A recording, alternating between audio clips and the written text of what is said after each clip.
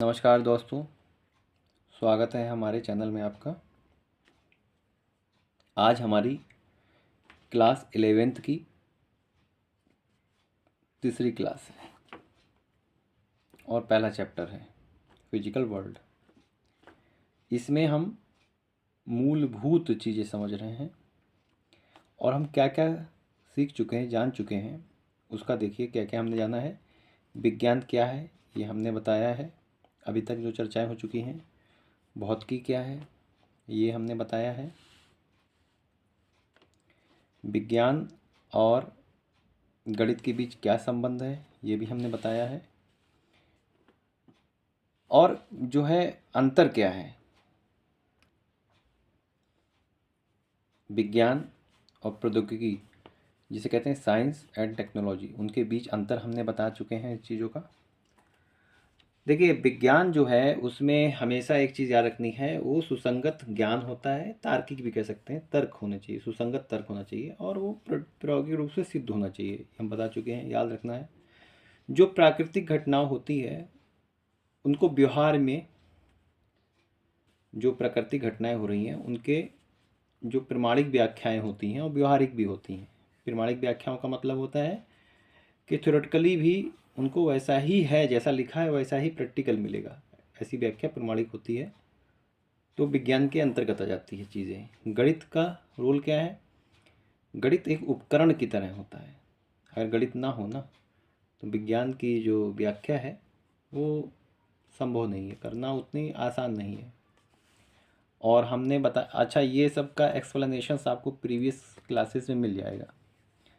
और हमने आपको बताया था कि जो विज्ञान है वास्तव में किसी भी फिनोमेना का क्या है, विज्ञान प्राकृतिक घटनाओं की व्याख्या करता है और प्रौद्योगिकी क्या करता है, जो सिद्धांत का उपयोग, उसका अनुप्रयोग है उस सिद्धांत का, और वास्तव में मानव के जीवन को आसान और तेज बनाने के लिए उपकरण, मशीन या उपकरण उससे उसी सिद्धांत पे बना लिए जाते हैं उपयोग के लिए।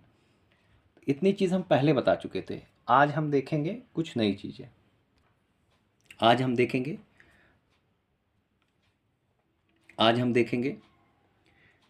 द्रव्य, इंग्लिश में कहते हैं मैटर, METTER, मैटर, द्रव्य या मैटर। देखिए चीज़ें मैं बता रहा हूँ उसको लिखते जाइए, तो लिखेंगे तो चीज़ें याद रहेंगी। ये होता क्या है? प्रत्येक वह वस्तु जिसमें द्रव्यमान होना चाहिए, पहली क्या कंडीशन है?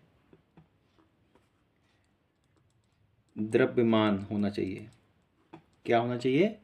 द्रव्यमान होना चाहिए। स्थान घेरना चाहिए।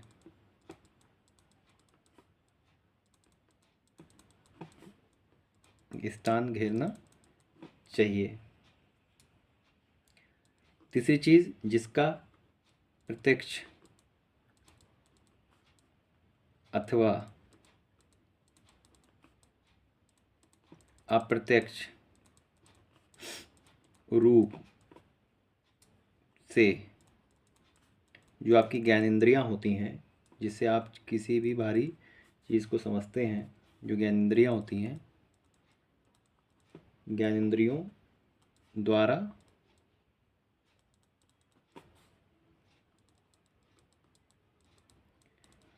अनुभव किया जा सकता है। ये जो चीज़ें आ जाएंगी ना, ये तो वह द्रव्य कहलाएगा। वह क्या कहलाएगा? मैटर कहलाएगा। उसमें द्रव्यमान होना चाहिए, सबसे पहली शर्त है उसमें द्रव्यमान होना चाहिए, स्थान घेरना चाहिए, प्रत्यक्ष या अप्रत्यक्ष रूप से ज्ञानेंद्रियों द्वारा अनुभव किया जाना चाहिए। क्या किया जाना चाहिए? अनुभव किया जाना चाहिए। ये चीज़ें जिसमें मिल जाएंगी वो कहलाएगा आपका मैटर। ठीक, तो हम इसको परिभाषा में लिखते हैं, लिखिएगा प्रत्येक, प्रत्येक मतलब कोई भी वह वस्तु, प्रत्येक वह वस्तु जिसमें सबसे पहली शर्त क्या है? द्रव्यमान होता है।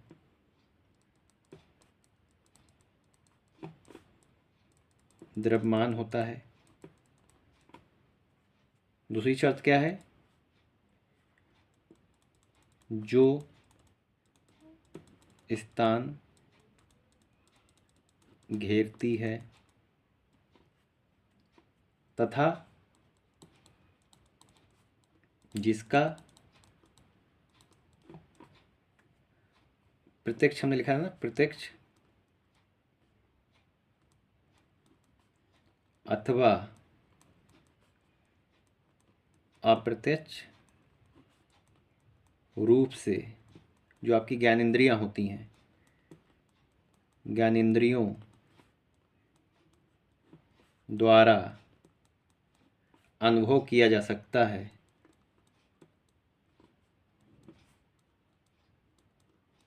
अनुभव किया जा सकता है, वो क्या कहलाएगी? द्रव्य कहलाती है। देखो बच्चों, इसमें एक चीज़ मैं क्लियर कर दूं, ये चीज़ें विज्ञान होता है ना, विज्ञान में पहले बताया था, विज्ञान में चीज़ें हम तर्क से समझते हैं। देखिए, विज्ञान की जब परिभाषा में बताई तो हमने बताया तर्क होना चाहिए, सुसंगत, और प्लस उसका प्रयोग। जब दोनों मिलती हैं और बिल्कुल प्रमाण कर देती हैं तो विज्ञान उसको एक्सेप्ट करता है। ठीक, ऐसा नहीं कि केवल आप बोल रहे हैं दिखे भी। अब उसको चीज़ वहाँ तक तर्क हमारा पहुँचे, वहाँ तक प्रयोग पहुँचे, उसके लिए हम क्या करते हैं? कुछ चीज़ों को परिभाषित करते हैं। क्या करते हैं? कुछ चीज़ों को परिभाषित कर लेते हैं, उसको डिफाइन कर लेते हैं। तो उसी में ये जो द्रव्य है, द्रव्य या मैटर हमने डिफाइन किया। अब हमारे सामने कोई भी वस्तु रखी है, हम उसको डिफाइन करेंगे कि वो है क्या। तो हमने इसके कुछ गुण देखे। अगर हमें किसी चीज़ को मैटर बोलना है, सुनिएगा बात को, किसी भी वस्तु को हमें मैटर बोलना है, कोई वस्तु हो, कि वो मैटर है या नहीं है, तो सबसे पहले ये 3 चीज़ें आप देख लीजिए।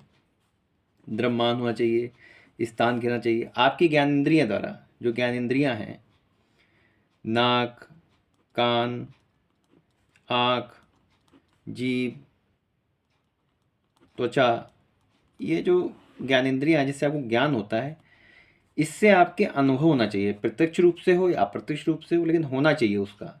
ऐसी कोई भी वस्तु हो, उसे आप द्रव्य कह देंगे या मैटर कह देंगे। क्या कह देंगे? उसको आप मैटर कह देंगे। तो ये हमने परिभाषित किया है, ऐसा हमने माना है कि ऐसा हम मान लेंगे जब जब ऐसा होगा। क्लियर है? इसके उदाहरण जैसे मैं दूंगा, एक लिस्ट देखिएगा। अब जैसे कि मान लीजिए मैंने कहा पत्थर, पत्थर स्थान घेरता ही है, उसमें वजन होता है। हाथ से छू के देखिए, आपको उसके अंदर का कठोरता पता चल जाएगी, मतलब आपको ज्ञान होगा। तो हम इस पत्थर को कहेंगे मैटर, ये मैटर की कैटेगरी में आ गया। लोहा, लोहा मैटर है या नहीं है? है भाई, क्योंकि उसमें ये चीज़ें पाई जा रही हैं, जो चीज़ हमने माना है वो मिल रहा है। सोना मैटर है या नहीं है? भैया, क्यों है? क्योंकि द्रव्यमान है, स्थान घेरता है, हम उसे छू के महसूस कर सकते हैं। अब देखिएगा, वायु, वायु भी तो महसूस करते हैं, वायु महसूस करते हैं, वायु को महसूस कर लेते हैं। अब वायु को जो है आप महसूस कर सकते हैं, वायु स्थान भी घेरती है। वायु जो है वो स्थान घेरती है, ये तो पता ही है ना, वायु स्थान घेरती है। और वायु को आप त्वचा से अपनी महसूस भी कर लेते हैं, ज्ञानेंद्रियां हैं ये। तो वायु क्या है? द्रव्य कहलाएगी। रुई द्रव्य है ही, जल द्रव्य है। अणु, अणु क्या है? स्थान नहीं घेरता है? स्थान घेरता है, महसूस भी होता है, आप महसूस कर सकते हैं। तो ये चीज़ें क्या हैं? उदाहरण हैं द्रव्य के, ये सब स्थान घेरते हैं। स्थान तो घेरते हैं, महसूस भी होते हैं, प्रत्यक्ष या अप्रत्यक्ष रूप से महसूस होते हैं। परमाणु, इलेक्ट्रॉन जो है, ये मैं प्रारंभिक परिभाषाएं बता रहा हूँ, इसको दिमाग में पता होना चाहिए। इलेक्ट्रॉन, तो ये सब इन्होंने द्रव्य की लिस्ट में आ जाएंगे, क्योंकि इनके अंदर कुछ द्रव्यमान है, कुछ स्थान घेरेंगे, आप इनको महसूस कर पाएंगे। तो आपने ये देखा कि द्रव्य किसे कहते हैं। अब हम देखेंगे, ये चीज़ क्लियर हो गई होगी। 3 चीज़ें देख लीजिएगा, उसके बाद आप जो भी उस 3 की कैटेगरी में आ रहा है तो वो द्रव्य कहलाएगा, इंग्लिश में मैटर कह लेते हैं। अब हम देखेंगे ऊर्जा क्या होता है। हम देखेंगे ऊर्जा। ऊर्जा ऊर्जा को इंग्लिश में क्या कहते हैं? एनर्जी। क्या कहते हैं? एनर्जी। आप लिखिएगा परिभाषा, फिर मैं इसको बताता रहूँगा। कुछ चीज़ें बता देता हूँ। किसी वस्तु के कार्य करने की क्षमता को ऊर्जा कहते हैं। फिर दोहरा रहा हूँ, लिखिएगा। किसी वस्तु के कार्य करने की क्षमता को ऊर्जा कहते हैं। यहाँ पे देखिए एक शब्द है क्षमता। कोई भी वस्तु है, कोई भी वस्तु है, उसके कार्य करने की अगर आपको क्षमता पता है, वही उसकी ऊर्जा कहलाएगी। क्षमता अगर आपको पता है तो उसे हम ऊर्जा कह देंगे। अब देखिए उदाहरण मैं दे देता हूं, उदाहरण लिख लीजिएगा। ऊष्मा,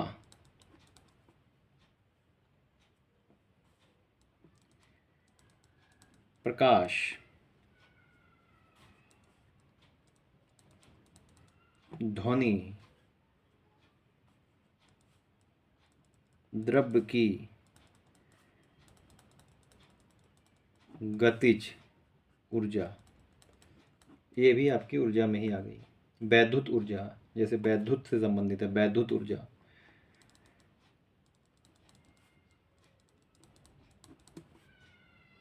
चुंबकीय ऊर्जा,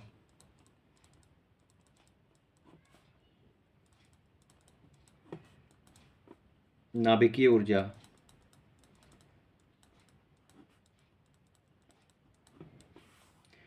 ये जो है ऊर्जा के अलग अलग स्वरूप हैं, ठीक है। आदि ऊर्जा के विभिन्न स्वरूप हैं। तो 2 चीज़ें हमने आज डिफाइन कर ली, मैटर और एनर्जी। मैटर स्थान घेरेगा, हमने अभी बताया ही है आपको। दूसरा, उसमें द्रव्यमान होगा और वो आपकी ज्ञानेंद्रियों से प्रत्यक्ष या अप्रत्यक्ष रूप से अनुभव किया जा सकता है। दूसरी ऊर्जा हमने अभी बताया। कार्य करने की क्षमता को ऊर्जा कह देते हैं। अब ऊष्मा, प्रकाश, ध्वनि, द्रव्य की ऊर्जा, वैद्युत ऊर्जा, चुंबकीय, ये स्वरूप है ऊर्जा के। स्वरूप की बात हम जब करते हैं, मतलब वो अलग अलग रूप में आपके सामने आता है। जैसे कि ऊष्मा की हम बात करें, ऊष्मा, तो ऊष्मा एक ऊर्जा है। प्रकाश की बात करें, उसमें एक ऊर्जा है। तो ये अलग अलग जो हैं ऊर्जा के रूप हैं। और कोई वस्तु हो, उसके कार्य करने की क्षमता को ऊर्जा कह देंगे। अब मैं कुछ चीज़ बता दूं यहाँ पे आपको। जो पहले ये समझा जाता था कि जो द्रव्य है, जो अभी बात कर चुके हैं, जिसे हम मैटर कहते हैं, पहले की बात कर रहा हूँ अभी की नहीं। जो द्रव्य है और जो ऊर्जा है, जिसे एनर्जी कहते हैं। द्रव्य और ऊर्जा ये परस्पर इंडिपेंडेंट है, मतलब इसका एक दूसरे से कुछ लेना देना नहीं। पहले ऐसे माना जाता था, इनमें कोई संबंध नहीं है। लेकिन आइंस्टाइन ने जो क्या किया, इसकी दिशा ही बदल दी। आइंस्टाइन जो वैज्ञानिक थे, उन्होंने इसकी परिभाषा बदल दिया। उन्होंने कहा जो द्रव्य है और जो ऊर्जा है वो एक दूसरे से निर्भर करती है। ऐसा नहीं कि इंडिपेंडेंट है, अनिर्भर नहीं है। ये एक ही सिक्के के दो पहलू हैं, ये आइंस्टाइन ने बोला। तो ये खारिज हो गया, मतलब ये वाला जो पहले था वो समाप्त हो गया, ये माना जाने लगा।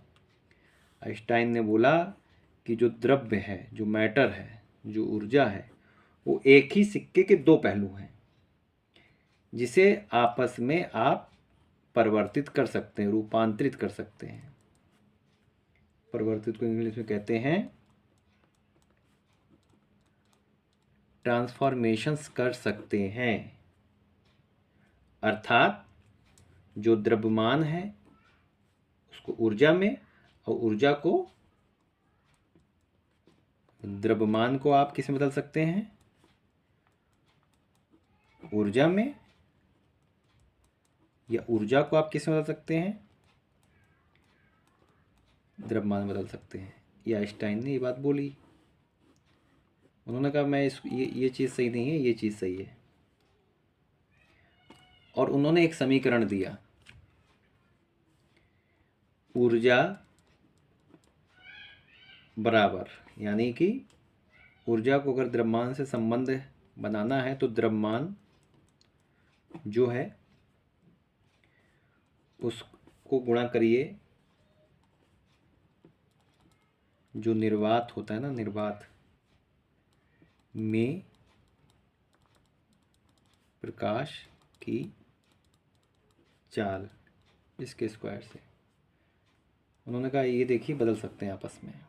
ऊर्जा जो है वो द्रव्यमान में बदल सकती है और द्रव्यमान ऊर्जा में बदल सकता है। आप कोई द्रव्यमान है और निर्वात में जो चाल है प्रकाश की, उसके फैक्टर से मल्टीप्लाई करिए, आपको पता चल जाएगा कि उससे कितनी ऊर्जा प्राप्त होगी। तो इस तरीके से हम इसको संकेत में लिख सकते हैं, E बराबर mc²। पढ़ा होगा आपने, E बराबर mc²। जब ये आइंस्टाइन ने खोजा या प्रतिपादित किया जब ये सिद्धांत, तब एक परिभाषा भौतिकी की, अभी मैं भौतिकी विज्ञान पढ़ रहा हूँ तो भौतिकी की एक परिभाषा और आई, उसको लिखिएगा। लिखिए, भौतिकी विज्ञान की वह शाखा है जिसमें ऊर्जा, द्रव्यमान, उनकी अन्वय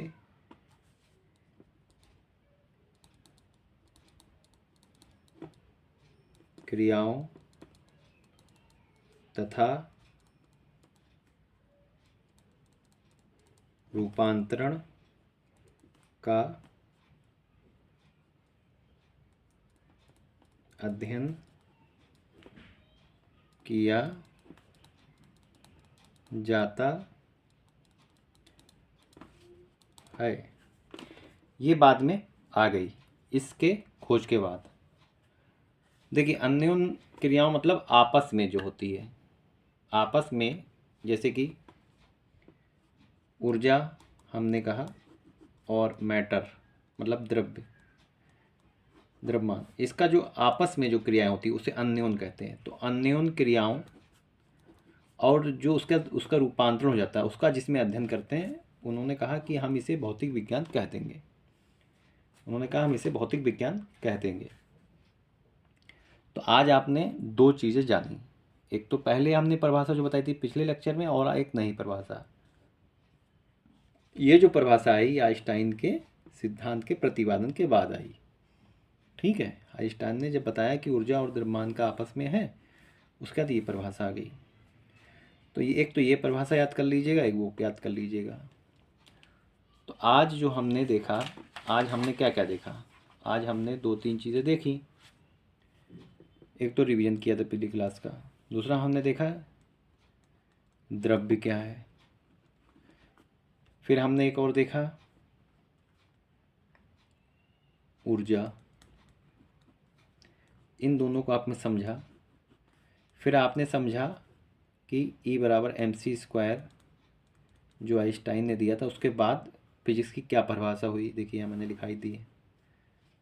इतना आपने समझा। अब इसके आगे का हम कल बताएंगे, और मैं बहुत मतलब स्लो गति से चल रहा हूँ, बहुत तेज़ से नहीं चल रहा हूँ। आप धीरे धीरे चीज़ों को कनेक्ट करते जाएंगे, उसके बाद मैं सब प्रश्नों को हल कराऊंगा प्रश्नों को लास्ट में। अभी तो मैं थ्योरी पढ़ा रहा हूँ, बाद में लास्ट में हल कराऊंगा। तो आज आपने देखा, उम्मीद है आपको अच्छा लगा होगा। धन्यवाद।